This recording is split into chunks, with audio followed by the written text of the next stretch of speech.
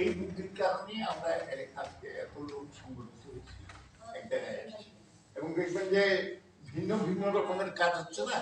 কখনো কখনো আমরা কাজ করতেছি না যে সমিতি, তারপরে জনসংগঠন, তারপরে ইউসিসি, পিসিসি, তারপরে টিএলসিসি, তারপরে কি সংসদীয় এলাকা পর্যন্ত কন্ট্রোল করে দিচ্ছেন না আইএমপি গুলা, তামান এমপি পালাই গেল, হ্যাঁ চেয়ারম্যান গুলাও পালাই গেল। এই যে আপনারও তো আছে,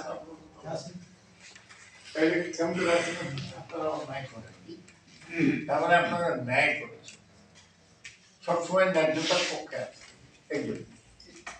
আচ্ছা এখন আসেন, আমাদের কিন্তু কর্মী আছে, তো কর্মীরা আপনাদেরকে সহায়তা করে। এখন কর্মী যদি আপনার নিয়ে দল পাকায় বেসায়, এই কথাটা আমরা শুনবো না, কারণ কর্মীটা হলো সিডিএর বেতনভুক্ত একজন কর্মচারী।